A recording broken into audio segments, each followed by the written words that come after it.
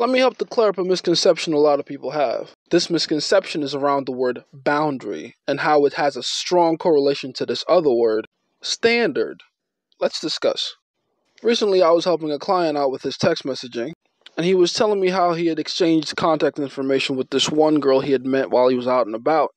And according to him, the communication wasn't going well, because the aforementioned lady was taking way too long between text messages to text him back, which in my field of work is a fairly easy to diagnose symptom of poor communication over text, but this is where it kind of gets tricky.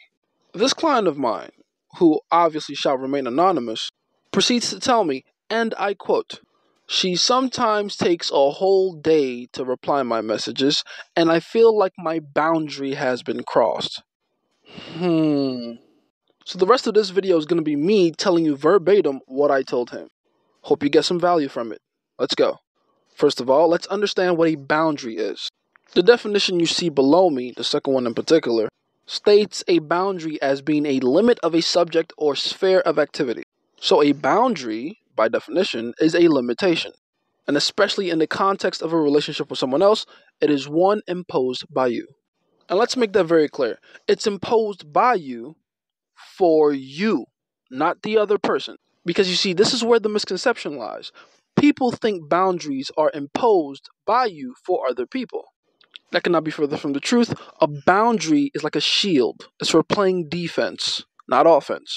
You use boundaries as a shield to protect yourself from the less than ideal actions of other people. Because unless incentivized to, other people are not obligated to treat you the way you want to be treated all the time. So basically, a boundary is something you erect to shield yourself from other people. Also, the next natural question is, where do boundaries come from and what leg do they have to stand on? And that's where this word comes in, standard. A level of quality or attainment. An idea or thing used as a measure, norm, or model in comparative evaluations. But honestly, my favorite definition here has to be that third one, the first adjective one, which is quite simply a standard is used or accepted as normal or average. Because fundamentally, that is what a standard is. A measure of the average or norm, which again, just like a boundary, is self-imposed. And the major reason a standard can be self-imposed like that is because you have complete control over it, just like a boundary. You get to dictate what your standard is and stick to it. Well, assuming you have the discipline to stick to it. So basically, a standard in the context of a relationship is what you expect to be normal or average in that relationship. Now pay close attention because this is where it gets a little confusing. Remember that client I was talking about before? He said his boundary was being crossed because the girl he was texting wasn't replying quick enough. And we know by now from the definition of boundary that I gave before that his boundaries weren't being crossed. If you're still confused as to why that's the case, hold on, let me spell it out. Like I said before, boundaries are for playing defense, not offense. They are a shield you erect against other people's adverse behaviors towards you. So the question becomes, is a girl not replying your text considered a adverse or negative behavior towards you? The answer to that question, assuming you're a mature and functioning adult, is no. Granted, it's not ideal when a girl doesn't reply your text, and I completely understand it's frustrating, but her not replying your text is not an indicator of disrespect coming from her towards you. And frankly, it would be very childish of you to think that way. At the most, you can classify it as a lack of interest or a lack of attraction. And those aren't behavioral or psychological attacks that you need to shield yourself from. So relax. So now you're probably thinking to yourself that my client probably meant to say the word standard in place of boundary. And if that's what you're thinking right now, you're wrong as hell. Remember what I told you before.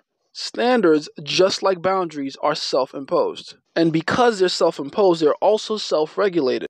Whatever standard you choose to uphold, whether in the context of a relationship or not, are completely going to be held up by you.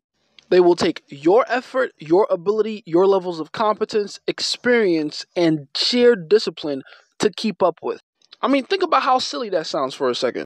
You really think you can have a standard around how quickly a woman can reply you? Come on. Come on, dude. Come on. For you to expect something as the norm or average, you would have to have some degree of control over it. And the speed of a woman's reply is something you do not have any control over. Now, granted, you can decide that you only want to date girls that reply at a certain speed. Just like you can easily decide that you want to date girls that look a certain way and above. But again, just like a boundary, that all comes down to you. The moment you try to juxtapose on another person what you think your norm or average should be, that is no longer a standard. That's what we call an expectation. A strong belief that something will happen or be the case in the future. You hear that? A strong belief. It's hope mixed in with assumption at best. And the major reason for that is because you have no control over it. You can set your boundaries and determine with confidence your own standards, but your expectations are beyond your control. And having expectations, especially unreasonable ones, is how you disappoint yourself in the long run. With that said,